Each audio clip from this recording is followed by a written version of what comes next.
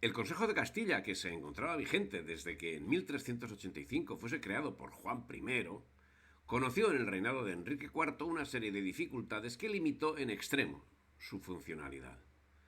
Las ordenanzas de 1459 otorgaban capacidad legal al Consejo,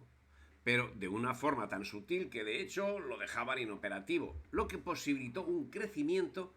del poder nobiliario que dejó muestras de su poder en las ordenanzas de 1465, en las que se atribuía a los nobles la potestad de dar validez a las decisiones del rey y del Consejo, lo que ocasionó conflictos en posteriores cortes, pero el asunto sobreviviría hasta 1480, cuando los reyes católicos convocaron las Cortes de Toledo. No sería solamente las atribuciones nobiliarias lo que motivó la convocatoria de Cortes de 1480,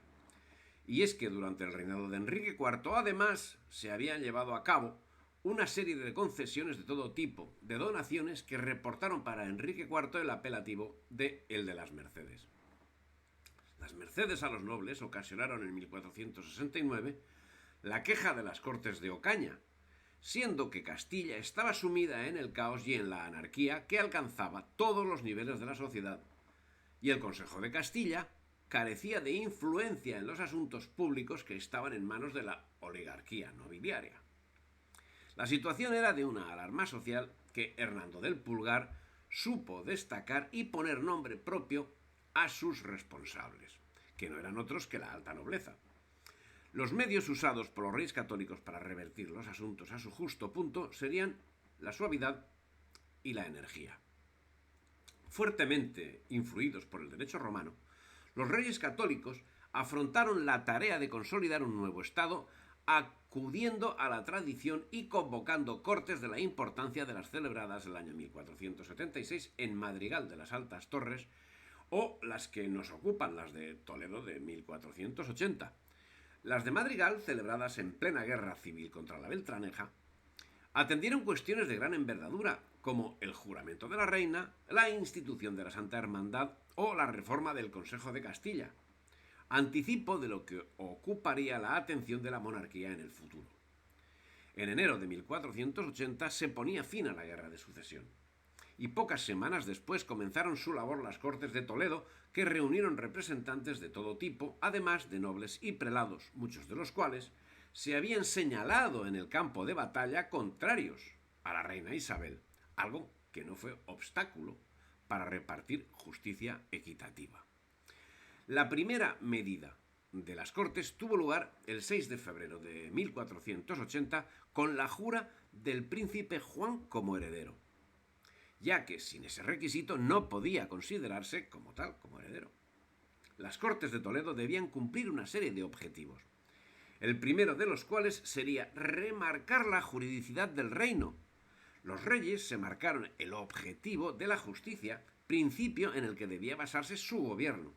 y la reforma completa del sistema de justicia acapararía buena parte de sus esfuerzos, que comenzaron plasmándose en las 33 primeras leyes que atendían la reforma del Consejo Real. E inmediatamente se dedicaron a atender todo tipo de cuestiones, desde la reforma de las instituciones hasta asuntos religiosos o militares, pasando por la justicia, la economía o la hacienda. Y por supuesto un asunto principal entre asuntos principales, la organización del Consejo, que formado por un prelado, 3 caballeros y 8 letrados, pasaría a ser el eje del reino, en consonancia con los otros consejos que conformaban el régimen polisinodial de la monarquía. Es de destacar que los miembros del Consejo no fueron elegidos entre los nobles, sino entre gente formada intelectualmente, haciendo derivar el Consejo de órgano nobiliario orientado hacia la guerra a órgano civil y judicial orientado a servir al reino en tiempos de paz. Había sido creado el Consejo de Estado, que como tal funcionó, aunque el nombre no fue señalado sino en el reinado de Carlos I, y bajo su jurisdicción quedarían supeditados desde los más encumbrados cargos civiles, militares o religiosos hasta los de menor significación. Otro sí, decía: ordenamos e mandamos que todos los prelados, duques, condes, marqueses, ricos homes, fijosdalgos e oidores de la nuestra audiencia, e alcaldes de la nuestra corte, e chancillería, e consejos, justicias, regidores, e otras cualesquier persona, e de cualquier cualesquier ley o estado o condición o dignidad que sean, obedezcan y cumplan las cartas que fueren libradas por los de nuestro consejo, tan cumplidamente como si fueran firmadas de nuestro nombre. Y las reformas de las Cortes se hicieron sentir siempre en todas las instancias, siendo que se fijaron medidas de control que se concretaron en el nombramiento de veedores encargados de controlar el buen funcionamiento de todo el sistema, escuchando las quejas que la población hiciese sobre sus gobernantes. La reforma de la justicia tuvo especial significado. La Chancillería Real se convirtió en tribunal superior compuesto por un prelado, 4 oidores, 3 alcaldes, un procurador fiscal y 2 abogados de pobres. Y los pesquisidores quedaban sujetos al ordenamiento de Alcalá, que planteaba severos castigos a quienes no se atuviesen al mismo. Administrados y administradores. Se suprimió el derecho de asilo a delincuentes, que tenían muchos nobles y algunas poblaciones. Y para garantizar el buen funcionamiento del sistema, se sometió a juicio de residencia a todo el que detentaba algún cargo público. Figura la del juicio de residencia, que habría de alcanzar gran importancia y que estaba destinada a garantizar el buen gobierno y el correcto desempeño de los funcionarios públicos de máximo rango,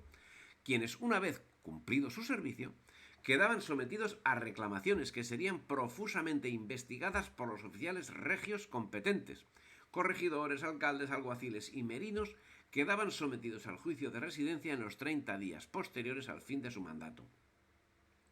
En lo económico, se propuso rescatar el patrimonio real que fue enajenado durante el reinado de Enrique IV, el de las Mercedes, obteniendo curiosamente una favorable respuesta por parte de un importante número de quienes habían resultado beneficiados por Enrique IV y ahora se veían privados de aquellas mercedes. No cabe duda que el ejemplo tuvo que ver con la buena disposición de los nobles, y es que la medida perjudicaba directísimamente los intereses de la reina Isabel y del cardenal Mendoza, principalísimos promotores de la medida. Además, la prudencia de la reina la llevó a no recuperar todo el patrimonio que había enajenado Enrique IV, sino que aplicó la equidad en su recuperación. Reclamó a prelados, grandes y cortesanos y renunció a recuperar lo que habían recibido los menesterosos, los monasterios, los hospitales, las universidades y las iglesias. Y también respetó donaciones que habían sido hechas por un buen servicio, aunque ese buen servicio hubiese estado prestado contra los intereses de la reina Isabel. Por consejo de Fray Hernando de Talavera, al aplicar ese dictamen se rescataron hasta unos 30 millones de maravedíes. A algunos, dice un historiador del siglo XVI, quitaron la mitad, a otros el tercio, a otros el cuarto, a algunos quitaron todo lo que tenían. A otros no quitaron cosa ninguna y a otros mandaron que hubiesen y gozasen de aquellas mercedes en su vida. Y con estas medidas salió el reino de la bancarrota. Se recuperó la agricultura, se recuperó la ganadería, la industria y el comercio. Y se controlaron las cecas que habían proliferado durante el reinado de Enrique IV y que la reina limitó a 4. Se estabilizó la moneda y se controló la delincuencia con la creación de la Santa Hermandad y pudo someterse a la nobleza y se pudo dar paso después a la reconquista de Granada. En el mismo orden económico, las Cortes ordenaron la desaparición de las fronteras fiscales entre Aragón y Castilla, tanto para los ganados como para las mercaderías, al tiempo que suprimían los privilegios a los que habían accedido obispos y señores de la tierra. Suprimieron impuestos sobre libros procedentes del extranjero y protegieron los derechos de aquellos que naufragaban en las costas de España, castigando severamente a quien contraviniese lo ordenado y a quien no atendiese a los náufragos. La recuperación del patrimonio significó para la corona un importante refuerzo que debía ser aumentado con el saneamiento de las rentas ordinarias, aspecto que también fue objeto de la atención de las Cortes. Una reorganización del sistema fiscal atendería este asunto, pero las Cortes, además de asuntos jurídicos y económicos, abarcaban otras cuestiones. Así, los nobles abdicaban de multitud de privilegios existentes hasta el momento, cediendo a la corona el poder político, a cambio de lo cual mantenían privilegios sociales y económicos. Y en cuanto al derecho penal, hay que señalar que el inicio del reino estuvo envuelto en guerra civil, lo cual implica una administración rigurosa de la justicia, pero algo era diferente con los reyes católicos, siendo escasas las condenas a pena capital, si se compara con otros reinos europeos en situaciones de guerra. Comedimiento que se agudizó notablemente a partir de las Cortes de Toledo, y es que las mismas representan la voluntad de cerrar heridas y de crear seguridad jurídica de la que tan necesitado estaba el reino.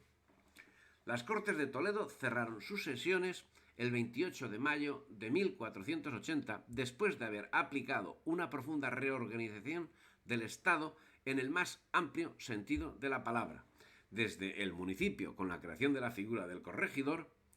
hasta la consolidación del poder real. Si te ha gustado el vídeo, dale me gusta, difunde y suscríbete al canal.